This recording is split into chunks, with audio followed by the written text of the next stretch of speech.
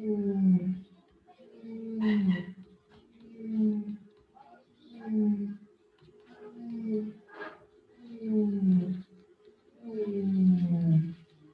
ठीक है।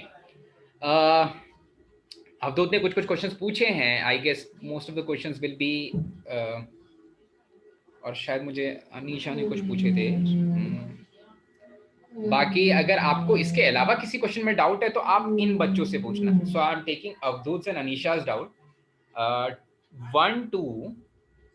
1 to 9, 11, 15, 17, 18, 19, 22, 24, 22, 24, 27, 29, 27, 29 और 30। ठीक है, तो एक्सेप्ट दीज क्वेश्चंस, अगर किसी को किसी और क्वेश्चन में कोई डाउट है तो इन बच्चों से कंसल्ट करना। मैं जल्दी जल्दी डिस्कस कर रहा हूँ।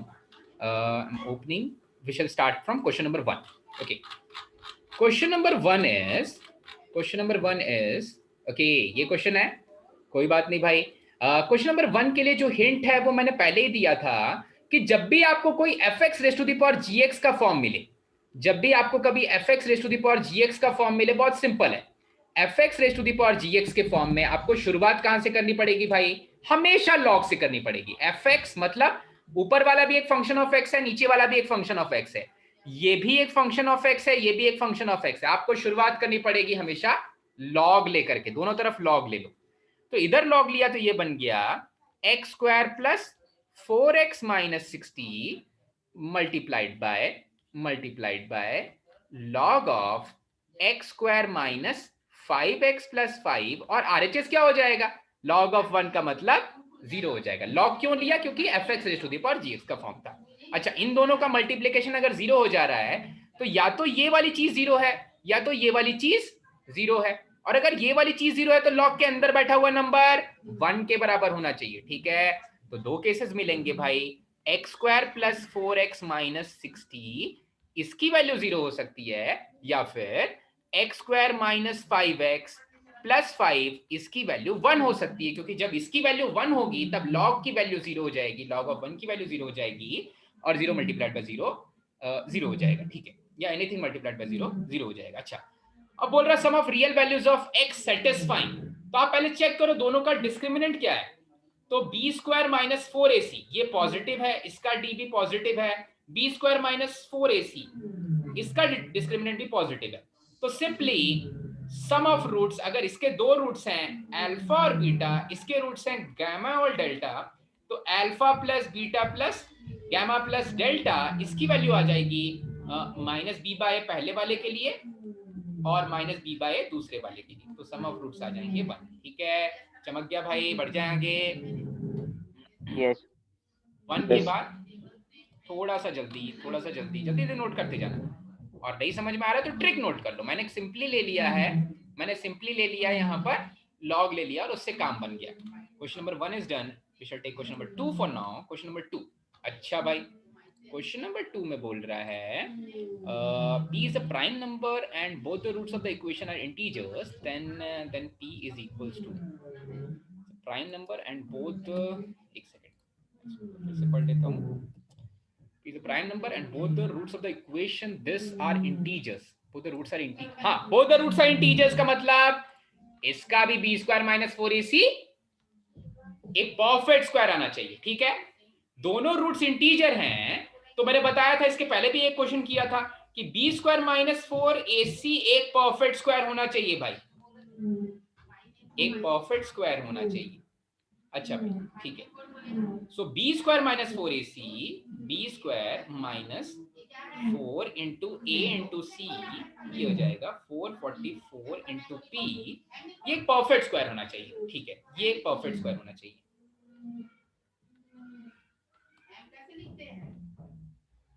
अच्छा भाई, अच्छा, कम से कम ये चीज तो होनी चाहिए। ठीक है, इसका मतलब p times of p plus 4 multiplied by 444, ये एक परफेक्ट स्क्वायर होना चाहिए।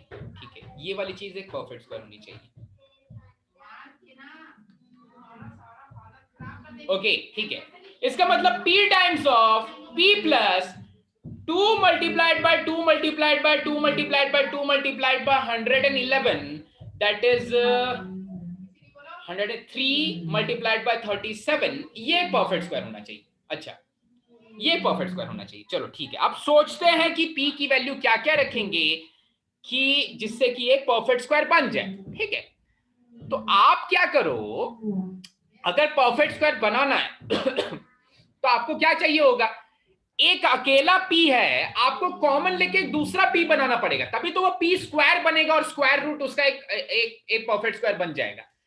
तो जब आपको एक p कॉमन लेना है, जब आपको अंदर से देखो यहां पर एक ब्रैकेट है और इस ब्रैकेट से भी p कॉमन लेना है, तभी वो p और बाहर वाला p मिलके p स्क्वायर बनाएंगे और तभी उसका स्क्वायर रूट एक सिंगल p देगा। अदरवाइज p एक प्राइम नंबर है और प्राइम नंबर का स्क्वायर रूट एक परफेक्ट स्क्वायर में पार्टिसिपेट नहीं कर पाएगा अकेला। ठीक है, तो अंदर से p कॉमन आने वाला है, तो पहले वाले से तो एक p निकलेगा, p स्क्वायर मान लो निकल गया, यहां पर बचा 1 प्लस, अब p क्या क्या हो सकता है, p एक अकेला प्राइम नंबर है, तो आप एक अकेला 2 ले सकते हो कॉमन, या फिर आप एक अकेला 3 ले सकते हो कॉमन, या फिर आप अकेला एक 37 ले सकते हो। इसका मतलब है कि p या तो 2 हो सकता है, या फिर 3 हो सकता है, या फिर 37 हो सकता है। ठीक है, तो एक ऑप्शन तो हो ही नहीं सकता, 31 तो हो ही नहीं सकता, p 31 हो ही नहीं सकता। ठीक है, अच्छा भाई, अच्छा, अब सोचते हैं कि p की कौन कौन सी वैल्यूज हो सकती है, तो इसके बाद कोई दूसरा तरीका नहीं है, आपको p की वैल्यू सब्स्टिट्यूट ही करनी पड़ेगी, कोई दूसरा मेथड नहीं है। ठीक है, तो अब मैं क्या कर रहा हूं कि p की वैल्यू या तो 2 हो सकती है, या तो 3 हो सकती है, या तो 37 हो सकती है, तो p की वैल्यू सब्स्टिट्यूट ही करनी पड़ेगी। तो आप एक बार 2 रख के देखो, आप एक बार 2 रख के देखो परफेक्ट स्क्वायर बन रहा है कि नहीं बन रहा है। तो यहां से मैं क्या करूंगा, 2 multiplied by 2 plus 2 multiplied by 2 multiplied by 2 multiplied by 2 multiplied by 3 multiplied by 37, ऐसा कुछ। जब 2 कॉमन ले लेंगे तो ये बन जाएगा, ये तो रख के चेक कर सकते हो, ये तो रख के चेक कर सकते हो भाई, क्या आंसर दिया है, जो आंसर दिया वही चेक कर लेते हैं। 37 आंसर 37 दिया, तो मैं 37 ले लेता हूँ। p खुद 37 है, एक और p कॉमन आया, 37 बन गया, यहाँ पर बचा 1 प्लस 37 कॉमन आ चुका है, तो ये क्या बचा भाई, 2 टू 4 टू 8 टू 16 3 48, बहुत सही। तो यहाँ पर ये बन गया 37 का परफेक्ट स्क्वायर, यहाँ पर ये बन गया 7 का परफेक्ट स्क्वायर, तो 37 हो जाएगा आंसर। ठीक है, ओके, समय वेस्ट ना करते हुए आगे बढ़ेंगे। क्वेश्चन नंबर 2 हो गया, क्वेश्चन नंबर 2 हो गया भाई। चलो, क्वेश्चन नंबर 2 के बाद क्वेश्चन नंबर 9 है डाउट में, क्वेश्चन नंबर 2 के बाद क्वेश्चन नंबर 9 है डाउट में। Okay, question number 9 is, question number 9 is, okay, question number 9 is, if A and B, A और बी लाई करते हैं 0 से लेके 3 के बीच में, देन ए प्लस बी की वैल्यू क्या होगी। ठीक है, चलो, तो यहां पर बोल रहा है कि इक्वेशन कुछ ऐसा है, एटलीस्ट वन सॉल्यूशन, कम से कम एक सॉल्यूशन है। ठीक है, तो देखो, आपको हमेशा जब नेचर चेंज हो जाए, एक अलजेब्रिक टर्म है, एक ट्रिग्नोमेट्रिक टर्म है, ट्रिग्नोमेट्रिक टर्म और अलजेब्रिक टर्म को अलग अलग लेके खेलो। ठीक है, तो यहां पर है x square plus 4 minus 2x, और RHS में मैं भेज दे रहा हूं minus of 3 times of cos of A plus, नहीं ए प्लस बी नहीं है, A X plus B, cos of A X plus B, ax plus b. Okay, ठीक है, now this will become, this is x squared minus 2x plus 4 is equals to minus of 3 times of cosine of ax plus b. आपको पता है this can be a perfect square because this is x minus 1's whole square plus 3 is equals to minus of 3 cos of ax plus b. ऐसा बिल्कुल same to same question पहले कर चुके हैं। अब मैं ऐसा बोलूंगा कि देखो भैया, जो LHS है उसकी मिनिमम वैल्यू है 3, LHS की मिनिमम वैल्यू है 3, अच्छा, और RHS की मैक्सिमम वैल्यू है 3, क्योंकि cos of ax plus b की मिनिमम वैल्यू है -1, जब -1 -3 से मल्टीप्लाई होगा तो RHS की मैक्सिमम वैल्यू है 3, दोनों बराबर कब होंगे, जब इनकी वैल्यूज 3 हो जाएं, 3 हो जाएं। ठीक है, दोनों बराबर तब होंगे जब इनकी वैल्यूज 3 हो जाएं। अच्छा, इसका मतलब 3 will be equals to minus of 3 times of cos of ax plus b, कुछ तो गड़बड़ लिख रहा हूं, 3 करने के लिए इसको क्या होना पड़ेगा, -1 होना पड़ेगा। हाँ, तो देखो, तो कॉस ऑफ एक्स प्लस, अरे जब ये इक्वल हो रहे हैं तो एक्स क्या हो रहा है, एक्स बन जा रहा है 1, ठीक है। तो और चमक गया, 1 will be equals to minus of cos of x की जगह पर 1 रख दो, क्योंकि जब एक्स 1 होगा तभी ये दोनों बराबर होंगे, ठीक है। तभी वो अपने मिनिमम वैल्यू को अटेन करेगा, अपने मैक्सिमम वैल्यू को अटेन करेगा। इसकी वैल्यू 1 रखेंगे, हो जाएगा ए प्लस बी। तो यहां से आ जाएगा cos of A plus B की वैल्यू माइनस ऑफ 1। कब होता है, कब होता है, माइनस 1 कब होता है भाई, 180 मतलब पाई पर होता है, पाई पर होता है। लेकिन एक और राज की बात बोली है, पाई पर भी होता है। देखो कॉस ऑफ -1 ना पाई पर होगा, फिर 3 पाई पर भी होगा। लेकिन वो तो बोल रहे हैं ए और बी की वैल्यू 0 से लेके 3 के बीच में लाई कर रही है, तो ए प्लस बी की मैक्सिमम वैल्यू 6, मैक्सिमम वैल्यू 6 ही हो सकती है। तो 3 पाई का भी आंसर हो ही नहीं सकता, क्योंकि 3 पाई क्या दे देगा, 9 पॉइंट समथिंग, 9.42। तो केवल एक ही आंसर होगा पाई। चमका क्या, थोड़ा सा कंफ्यूजिंग, ठीक है। 9th वाला हो गया भाई, 11th वाला क्वेश्चन नंबर 11 देख लेते हैं। क्वेश्चन नंबर 11 में बोल रहा है, क्वेश्चन नंबर 11 इज, ठंड है, okay. Question number 11 is how many values of A does 3 lie between the zeros of, अरे बीच में लाई कर रहा है ना, कोई भी नंबर अगर बीच में लाई करता है तो क्या खेलते हैं भाई, AF0 is less than 0, AF0 is less than 0 पे खेल लेते हैं, ठीक है। देखो तो यहां पर अगर 3 लाई करता है रूट्स के बीच में, तो मैं लिखूंगा, मैं फॉर्मूला लगाऊंगा AF3 is less than 0, AFK is less than 0 वाला फॉर्मूला लगा रहा हूं। तो देखो 3 रख देते हैं, तो A² plus A plus 1, x की वैल्यू रखते हैं 3, तो ये हो जाएगा 9 plus A minus 1 times of x की वैल्यू रखते हैं 3 plus A multiplied by f of 3, A multiplied by f of 3। अच्छा, A multiplied by f of 3 कभी मैंने आपको पूरा वो ही नहीं किया ना, A multiplied by f of 3, okay, ठीक है, गॉट इट। कहाँ पर गड़बड़ हो रही है सर, वो जो इक्वेशन होता है उसके कोई रियल रूट्स आते नहीं। हाँ वो तो ठीक है, एक्चुअली ये जो AF3 लेस देन 0 है ना, AF3 लेस देन 0 तब हम लिखते हैं bx प्लस सी के लिए k लाई करता है, तो AFK लेस देन 0 लिखते हैं, AFK लेस देन 0 रखते हैं। तो फिर से मैं A से मल्टीप्लाई करने वाला हूँ यहाँ पर, क्या, हाँ अच्छा, A² प्लस A प्लस 1 तो कुछ देगा ही नहीं, खैर ठीक है, हाँ ठीक है। A² प्लस A प्लस 1 के तो खुद के कोई रियल रूट्स है ही नहीं, तो आप जब AF3 लिखोगे, A times of F3 less than 0 लिखोगे, तो A यहां पर है A² प्लस A प्लस 1, ठीक है, A² प्लस A प्लस 1, और F3 लिखता हूं मैं, F3 लिखता हूं, तो ये हो जाएगा A² plus A plus 1 multiplied by 9 F3 plus 3A minus 3 plus A², इसकी वैल्यू लेस देन 0 हो जाएगी। अच्छा भाई, ये हो जाएगा।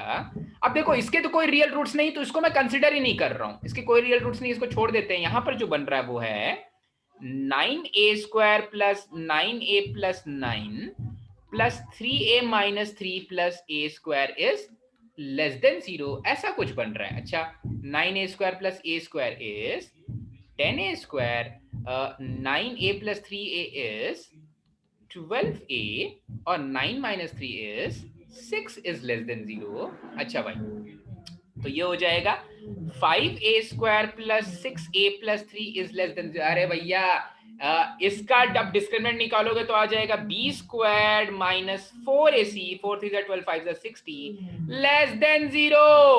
डिस्क्रिमिनेंट लेस देन 0 मतलब कोई A की रियल वैल्यू नहीं होगी, कभी एक कट ही नहीं करेगा एक्स एक्सिस को, ये तो हमेशा A की ये क्योंकि एक अपवर्ड ओपनिंग पैराबोला है, तो A की किसी भी रियल वैल्यू के लिए इसकी कभी वैल्यू लेस देन 0 होगी ही नहीं, A की कोई रियल वैल्यू नहीं होगी भाई, 0 होगा आंसर, ठीक है।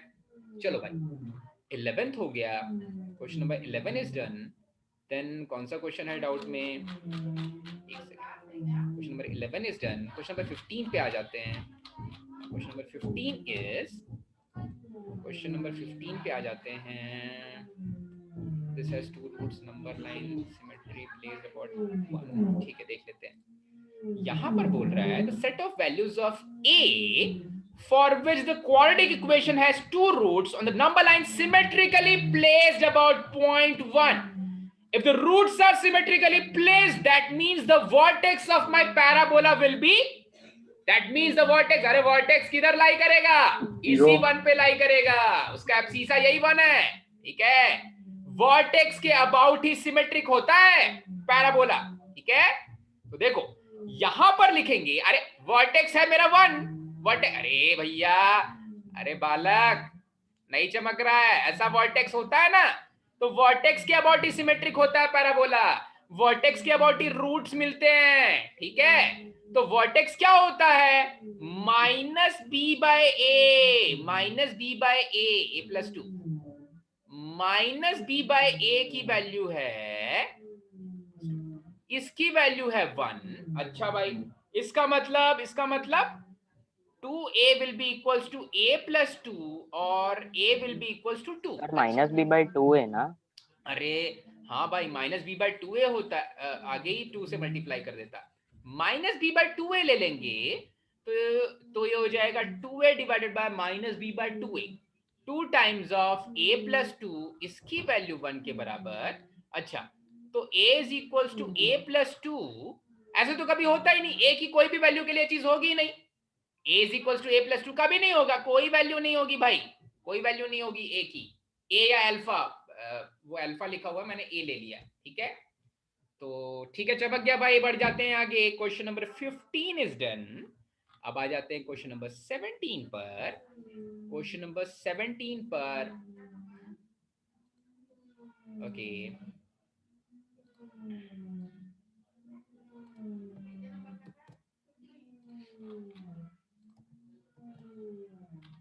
ओके, सो क्वेश्चन नंबर 17 बोल रहा है the real values of a for which the quadratic equation possesses roots of opposite sign। अरे opposite sign देखो, opposite sign कब होगा? जब जीरो रूट्स के बीच में लाई करे, दो रूट्स का अपोजिट साइन तभी होगा जब जीरो उस रूट्स के बीच में लाई कर रहे। तो यहां पर लिख लो AF0 इज लेस देन 0, बस AF0 इज लेस देन 0, ठीक है। अब AF0 लेस देन 0 करता हूं मैं, A is 3, F0 is a square minus 3a plus 2 is less than 0। याद रखना, दो तरीके होते हैं, अपोजिट साइन के लिए लोग क्या करते हैं, प्रोडक्ट का ग्रेटर देन होता है सम लेस देन 0। अरे वो सब नहीं करना, अपोजिट साइन मतलब जीरो रूट्स के बीच में लाई करता है, जीरो रूट्स के बीच में लाई करता है मतलब AF0 लेस देन 0 हो जाएगा, ठीक है।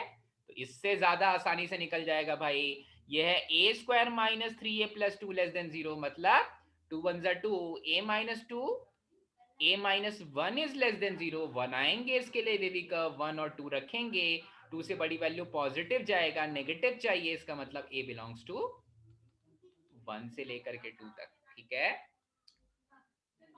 तो कुछ ऐसा चमक गया भाई। 17 भी हो गया, 15 हो गया, 17 हो गया, एक सेकेंड, 15 हो गया, 17 हो गया, 18 19, अब चलो 18 19, काफी डाउट्स बचे हैं, ओके कोई बात नहीं, ठीक है। 19 देखते हैं भाई, नहीं क्या 18 देखते हैं भाई, 18 देख लेते हैं। सो 18 था, निशा ने पूछा था क्वेश्चन नंबर 18, ओके ठीक है भाई, क्वेश्चन नंबर 18 ट्राई करते हैं। ओके 18 में देखो तो क्या क्या चीज़ें पता हैं, ये शायद प्रीवियस जेईई मेंस का क्वेश्चन है, मुझे एग्जैक्टली याद नहीं, 2016-17 में कभी पूछा गया है। ओके तो बोल रहा है क्वेश्चन नंबर 18 में कि C और D है रूट्स पहले वाले क्वाड्रेटिक इक्वेशन के, ठीक है। अच्छा, तो एक क्वाड्रेटिक इक्वेशन दिया हुआ है x square minus 10ax minus 11b is equals to 0। दूसरा क्वाड्रेटिक इक्वेशन है x square minus 10cx minus 11d is equals to 0। पहले वाले के रूट्स हैं c और d और दूसरे वाले के रूट्स हैं a और b, ठीक है। पहले वाले के रूट्स हैं c और d, दूसरे वाले के रूट्स हैं a और b, ओके ठीक है। अब देखो ध्यान से, अब देखो मुझे पता चल रहा है कि ये जो 10ax लिखा हुआ है, ये देख के लग रहा है कि ये a के साथ शायद c का कोई जोड़ी बन सकती है, ये c के साथ शायद इस a की कोई जोड़ी बन सकती है। तो अगर ये c इस वाले क्वाड्रेटिक इक्वेशन का रूट है तो मैं ऐसा लिखूंगा, C square minus 10ac minus 11b is equal to 0। ठीक है, c इसका रूट है तो c इसमें रख दिया, ए इसका रूट है तो ए इसमें रख दिया, तो दूसरा वाला क्वाड्रेटिक इक्वेशन हो जाएगा A square minus 10ac minus 11t is equal to 0। ऐसा इसलिए किया क्योंकि कम से कम मैं AC को तो एलिमिनेट कर सकता हूं यहां से, अगर मैं ऐसा करूंगा तो AC तो कम से कम एलिमिनेट हो जाएगा। मुझे मिलेगा C square minus A square, C square minus A square plus 11d minus B is equal to 0, ऐसा कुछ मिलेगा मुझे। ठीक है, आप बोल सकते हो कि सर ये तो c माइनस ए और c plus A is equal to 11 times of b minus D है। मैं बोलूंगा हाँ बिल्कुल ये चीज हो सकती है। अच्छा, c प्लस ए और c माइनस ए के लिए अब क्या करें?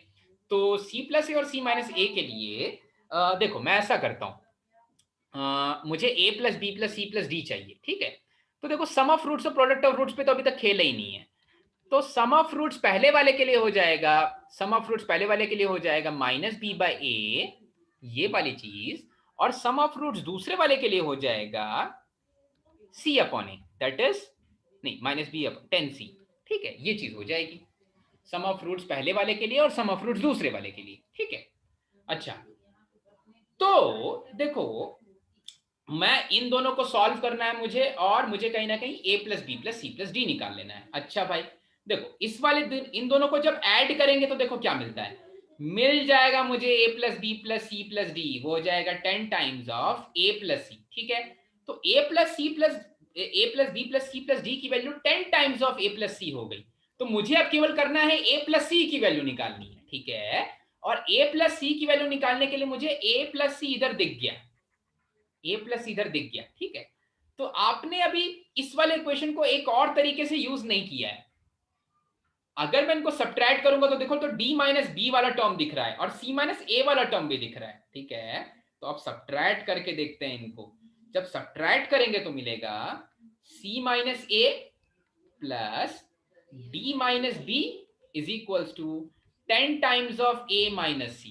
ठीक है, ऐसा कुछ मिल जाएगा। अच्छा तो देखो यहां से मिल रहा है d माइनस बी की वैल्यू यहां से मिल रही है, वो है 10 टाइम्स ऑफ 10 नहीं, जब ये c माइनस ए उधर जाएगा तो ये भी a माइनस सी बन जाएगा, तो एक्चुअली d माइनस बी मिल रहा है 11 टाइम्स ऑफ a माइनस सी के बराबर।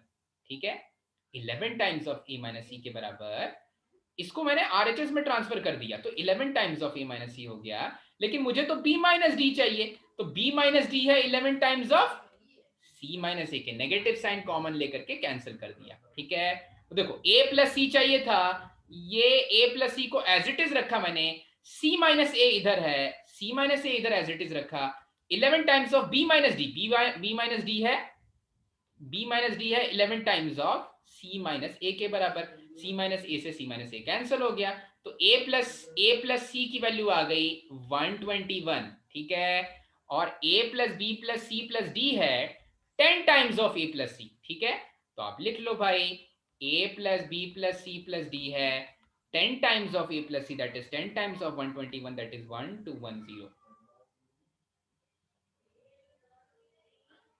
चलो तो ये थी कहानी क्वेश्चन नंबर 18 की। क्वेश्चन नंबर 18 के बाद अब ट्राई करते हैं क्वेश्चन नंबर 19। क्वेश्चन नंबर 19 पे आ जाते हैं भाई। Question number 19 okay, question number 19 में बोल रहा है रियल वैल्यू ऑफ a और sum of square roots of equation is in the least value. Okay, so sum of squares जब अपनी लीस्ट वैल्यू लें तो a की वैल्यू क्या होगी? तो बहुत जल्दी से करेंगे, एकदम शॉर्टकट में करेंगे, क्योंकि हमको पता है कि रूट्स का स्क्वायर क्या हो जाता है। देखो the real value of a for which the sum of squares of the roots of the equation, मतलब alpha square plus beta square की बात कर रहा है। अच्छा, अब alpha square plus beta square actually क्या होता है? वो होता है अल्फा प्लस बीटा का whole square minus 2 alpha beta. अच्छा, और अल्फा प्लस बीटा का होल स्क्वायर क्या हो जाएगा भाई? a माइनस टू का होल स्क्वायर, क्योंकि अल्फा प्लस बीटा होता है माइनस बी बाई, तो a माइनस टू का whole square minus 2 times of alpha beta. Alpha beta is, देखो यहां से अल्फा बीटा होता है c अपॉन ए, तो वो हो जाएगा plus of, negative sign common ले लिया तो a प्लस थ्री बचा, plus of a plus three. मैंने कुछ नहीं किया है, alpha square plus beta square की मिनिमम मैक्सिमम वैल्यू की बात कर रहा है, तो पहले मैंने देख लिया कि alpha square plus beta square होता क्या है, और उसके लिए मैंने अल्फा प्लस बीटा का whole square minus 2 times of alpha beta का यूज किया। अच्छा, तो ये वाली चीज बन जाएगी, ये कुछ ऐसा बन जाएगा, A square plus B square minus 2ab plus 2a plus 6, और इसको थोड़ा सा आप रिजॉल्व और करोगे तो ये हो जाएगा a square minus 2a plus 10। ठीक है, और इसका जैसे ही मुझे माइनस 2a दिखता है ना, मुझे मन करने लग जाता है भाई, मन करने लग जाता है, दिमाग की बत्ती जल जाती है कि भाई ये तो एक परफेक्ट स्क्वायर बनाएगा ही, a माइनस वन का परफेक्ट स्क्वायर बनाएगा। तो एक वन तो ले लिया, तो बचा कितना, 9 बचा। अब परफेक्ट स्क्वायर की मिनिमम वैल्यू 0, इसकी मिनिमम वैल्यू के लिए परफेक्ट स्क्वायर एकदम 0 हो जाना चाहिए, और 0 कब होगा, a इज इक्वल टू 1 पे, a इज इक्वल टू 1 पे। ठीक है, आप डिफरेंशिएट करोगे ना तब भी आंसर आएगा, फर्स्ट डेरिवेटिव 0। अरे इतना टफ थोड़ी ना करना है भाई, माइनस 2a दिखे तो मिंटोस खाओ भाई, माइनस 2a दिखे मिंटोस खाओ, दिमाग की बत्ती जलाओ और जल्दी से कर लो। ठीक है, okay, so 19th is done, this was 19th ना, हाँ 19th इज डन।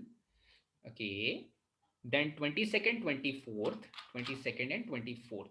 ठीक है, जल्दी से देखते हैं question number 22nd and question number 24। चलो, क्वेश्चन नंबर 22nd इज, अरे क्वेश्चन नंबर 22nd तो मैंने बताया था ट्रिक। क्वेश्चन नंबर 22nd करने का ट्रिक है,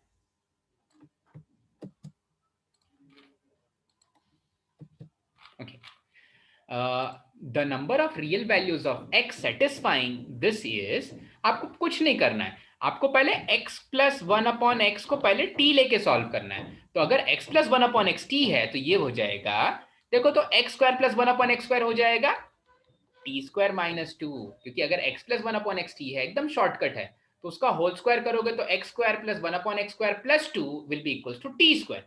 तो X square plus one upon X square हो जाएगा T square minus two minus 9 times of X plus one upon X है T plus 14 is equal to 0। तो आप पहले टी को सॉल्व करो, ये है 2t square minus 4 minus 9t plus 14 is equal to 0, या फिर 2t square minus 9t plus 10 is equal to 0, 10 two ज़ा 20, 4 5 ज़ा 20। हाँ, तो ये हो जाएगा 2t square minus 4t minus 5t plus 10 is equal to 0। मैं फैक्टराइज कर रहा हूँ, शायद आपने अगर ट्राई किया होगा तो फैक्टराइज कर लिया होगा। 2t t minus 2 minus 5 t minus 2 is equals to 0. So either t is equals to 5 by 2 or t is equals to 2. ठीक है, इधर t is equals to 5 by 2 और t is equals to 2। अच्छा, तो t क्या था, t तो था x plus 1 upon x, तो इधर x plus 1 upon x is 5 by 2 और x plus 1 upon x is 2। इधर x plus 1 upon x is 5 by 2 और x plus 1 upon x is 2। ठीक है, अब यहां से x की वैल्यू निकाल लेंगे, कुछ नहीं करना है भाई, इसको लिखो एक्स स्क्वायर प्लस 1, इसको 2 से मल्टीप्लाई करो इज इक्वल्स टू 5x, इसको लिखो एक्स स्क्वायर प्लस 1, इसको 1 से मल्टीप्लाई करो, इधर लिखो 2x। ठीक है, तो ये बन जाएगा 2x square plus 2 minus 5x is equals to 0, ये बन जाएगा x square minus 2x plus 1 is equals to 0। तो यहां से तो दो रूट्स आप जानते हो, x इज इक्वल्स टू 1 और x इज इक्वल्स टू 1।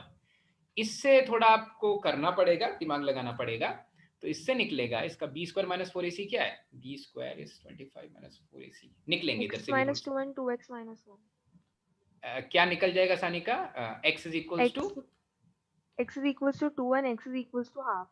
हाँ चलो ठीक है, थैंक्स। तो बस ये निकल जाएंगे आपके रूट्स। तो शायद इनका सम चाहिए था हमें, नंबर ऑफ रियल, अच्छा 4 रियल वैल्यू, अरे हमने तो बहुत लंबा सॉल्व कर लिया, 4 रियल वैल्यूज हैं तो केवल डिस्क्रिमिनेंट चेक करना था, केवल डिस्क्रिमिनेंट चेक करना था। ठीक है, हो गया question number 22nd answer is given C,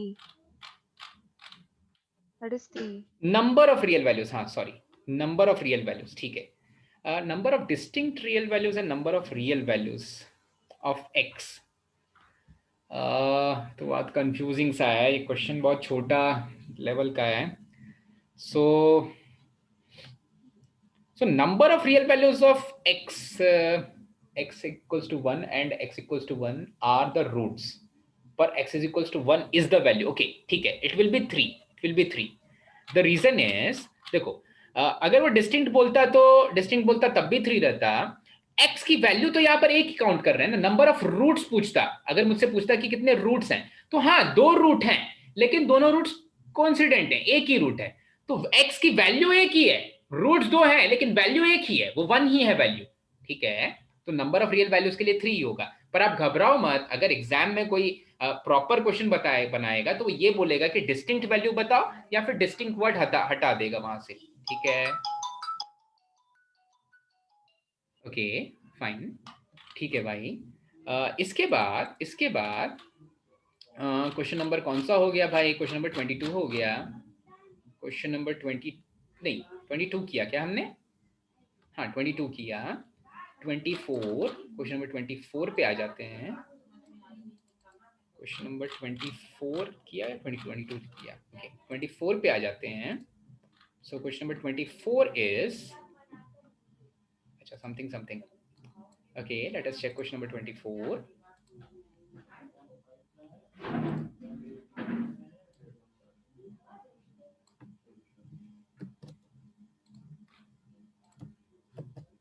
okay, this is a question whose roots are, if this is equals to this और अच्छा देखो, वो इक्वेशन जिसके ये दोनों रूट्स हैं, तो उस इक्वेशन के सम ऑफ रूट्स हो जाएंगे alpha square plus beta square divided by alpha beta, और प्रोडक्ट ऑफ रूट्स हो जाएंगे 1.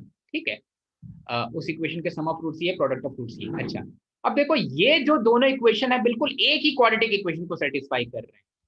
वो क्वाड्रेटिक इक्वेशन है कुछ ऐसा, x square minus 5x plus 3. ठीक है, एक ऐसा क्वाड्रेटिक इक्वेशन जो है x square minus 5x plus 3, उसके रूट्स हैं अल्फा और बीटा, तभी तो ये वाली चीज बनी. ये क्वाड्रेटिक इक्वेशन है, तो देखो तो alpha square minus 5 alpha plus 3 और beta square minus 5 beta plus 3 is equals to 0. दो वैल्यूज में जब सब्स्टिट्यूट करूं और आंसर 0 आ जाए, इसका मतलब अल्फा और बीटा रूट्स हैं. अच्छा भाई, अल्फा और बीटा रूट्स हैं, तो sum of roots minus B by product of roots C by हो जाएगा क्या solve? Alpha square plus beta square क्या हो जाएगा? सम ऑफ रूट्स का whole square minus 2 times of product of roots. ठीक है, divided by product of roots. ये हो जाएगा 19/3 हो जाएगा सम ऑफ रूट्स, और प्रोडक्ट ऑफ रूट्स तो 1 ही है. ठीक है, देखो तो ऐसा कौन सा है जिसके sum of roots minus B by, ये है, डी आंसर है. सम ऑफ रूट्स हो जाए 19/3, तो ये हो जाएगा आंसर. ठीक है, तो ये था question number 24. Question number 24, then 27, 29 and 30. 27, 29 and 30. Okay, question number 27 कहाँ गया? हाँ क्वेश्चन नंबर 27. हाँ ये वाला तो डेलिबरेटली पूछा था. ये वाले में कहानी कुछ बहुत लंबी कहानी नहीं है. आपको 2 बार क्वाड्रेटिक इक्वेशन के डिस्क्रिमिनेंट की वैल्यूज को चेक करना है. 27 के लिए आपको सी तक पहुंचना है. सोचो आप सी तक कैसे पहुंचोगे. बोल रहा है एक्स और वाई की सारी रियल वैल्यूज हो सकती हैं, एक्स की भी सारी रियल वैल्यूज हो सकती हैं, और वाई की भी सारी रियल वैल्यूज हो सकती हैं. तो देखो ये जो चीज बोल दी ना, एक्स की वैल्यू भी सारी रियल वैल्यूज हो सकती हैं और वाई भी सारी रियल वैल्यूज हो सकता है. फिर सी तक पहुंचना है, तो उसके लिए मैंने क्या किया, मैंने इसको ऐसा लिखा, y times of x square plus 4xy plus 3y is equals to x square plus 2x plus c. अच्छा, इसको फिर से थोड़ा सा चेंज करके मैंने ऐसा लिखा, y minus 1 times of x square plus x common ले लिया, 4y minus 2 plus 3y minus c is equals to 0. ठीक है, अब देखो, अब वो वाली चीज का खेल आ जाता है. आपको ये समझना पड़ेगा कि क्यों x की सारी रियल वैल्यूज ले रहे हैं. क्योंकि मेरे क्वाड्रेटिक इक्वेशन या कोई भी पॉलिनोमियल फंक्शन का जो डोमेन होता है वो हमेशा set of all real values होती हैं. तो ये क्वाड्रेटिक इक्वेशन 0 हो जा रहा है, इसका मतलब इसके रियल रूट्स हैं. और रियल रूट्स है तो इसका डिस्क्रिमिनेंट क्या होगा, बी स्क्वायर माइनस 4ac, नहीं बी स्क्वायर गलत लिख दिया मैंने, बी स्क्वायर माइनस 4ac, इसका discriminant greater than equals to 0 हो जाएगा। तो B square minus 4 times of a times of c must always be greater than equals to 0, b square minus 4ac greater than equals to 0 हो जाएगा।